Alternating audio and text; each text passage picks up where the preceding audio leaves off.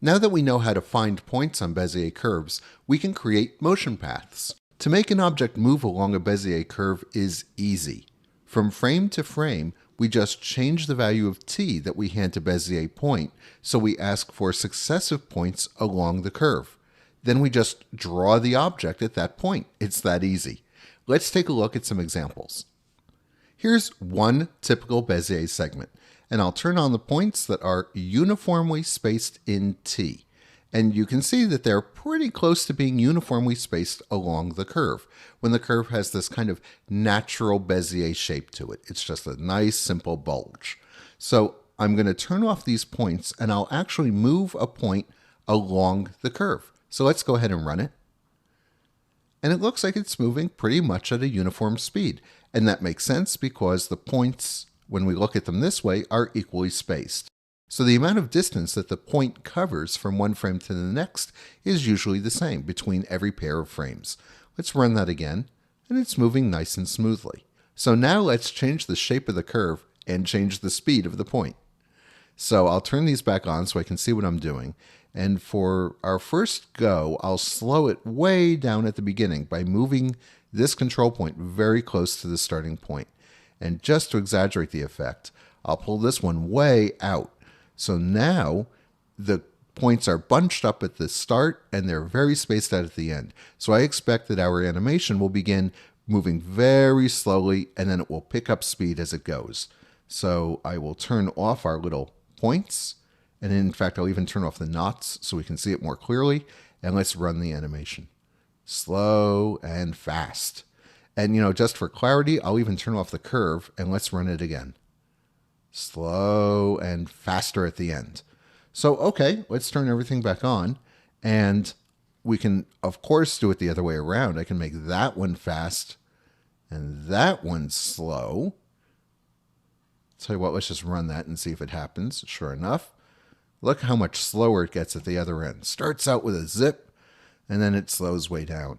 And we just went through this very quickly, so let's take a look at this.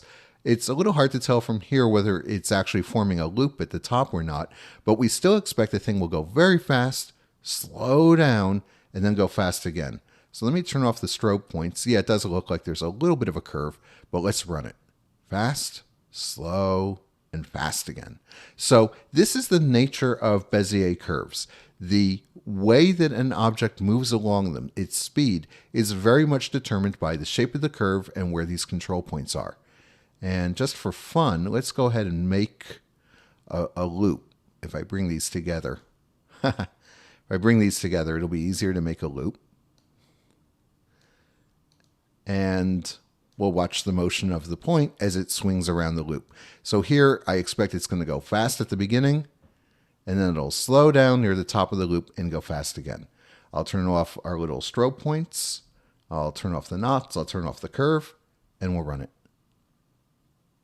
So even though the points have a lot of space between them at the beginning and the end, and they're very closely packed at the middle, notice that when we run it without any other cues on the screen, it doesn't look too bad. It's definitely faster at the beginning and the end, but the speed is not changing at some really eye-catching rate. Let's take a look at a curve with more points. Here's a curve with 5 segments. Now the knots and everything make it kind of hard to see what's going on. So let's turn off the knots. Here's our curve. And let's look at the points distributed along the curve. Well, they look like they're pretty smoothly and evenly distributed. They definitely do bunch up in some places, but let's go ahead and run our point around and see how it looks. So it looks like it's moving pretty smoothly. It definitely slows down a little bit here and there, particularly near the top of that curve, but more or less it's a pretty nice smooth motion. So let's change that. One thing I'm going to do is I'll bring a couple of these curves very close together. So let's take this control point and bring it up here, just making this little snaky loop. So I'll even make it a little bit bigger. And let me turn off the knots again.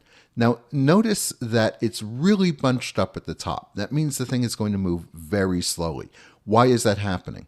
It's because the length of that segment at the very top, where everything is bunched together, is much shorter than, say, the length of the segment at the bottom. Due to the way I wrote this particular program, a short segment and a long segment will both have about the same number of points. But of course, if the segment is short, they all get jammed together, and that makes the object move more slowly.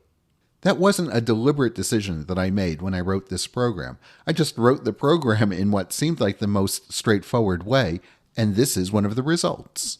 But of course, the program can do anything we want. So if we don't like this kind of behavior, I or you could change the program, and the results would be different.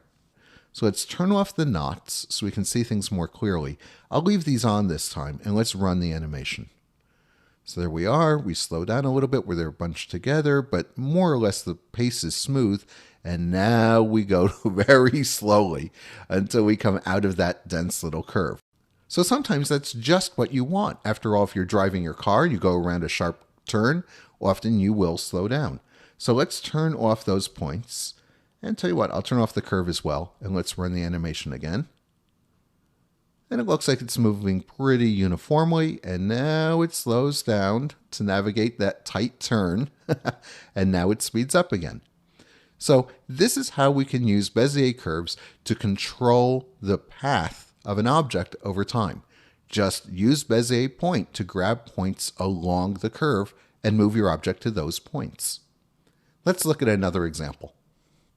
Here's a little program that I wrote just for fun. All of these points are moving along a Bezier curve, and there's really just one Bezier curve, but I make it bigger or smaller. I just scale it up with a single number depending on which point I'm drawing. Now there are a few fun things that are going on in here. One is it looks like the points are leaving trails behind. This is an old computer graphics trick. Let me show you how this is done. First, I'll make the length of the trail shorter so we can clearly see that each point is leaving a little trail behind. The way I'm drawing the trails is with a series of circles. If I use a smaller set of steps to draw each trail, things go faster because I'm drawing fewer circles. But you can almost see the individual circles. To really show them to you, I'll draw a stroke around each one. Well, that slows down the program, but now you can see how these circles are getting drawn. Each circle along one of these paths is being drawn from transparent to opaque. So the tail end of the circle is completely transparent, and then I just make it more and more opaque until I get to the head of the circle. If I turn off those individual circles, it looks like we have trails. And if I make the trails longer, we'll actually see all those little circles. And so in my program, I can say, you know what? Draw more circles so that they all blend together a little bit more smoothly. Of course, that slows down the program because it's drawing more circles. But I kind of like the effect that I get from this anyway.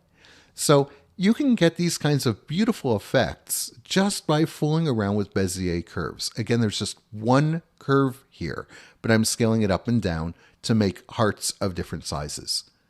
Here's some other bits and pieces of the program running over time.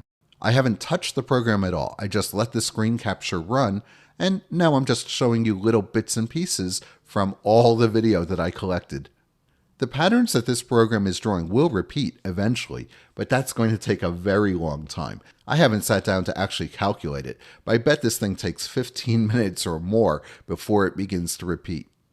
This program, like most others, did not begin with this idea in mind. I first thought I would draw some sort of a fountain, which is why the program is named Fountain.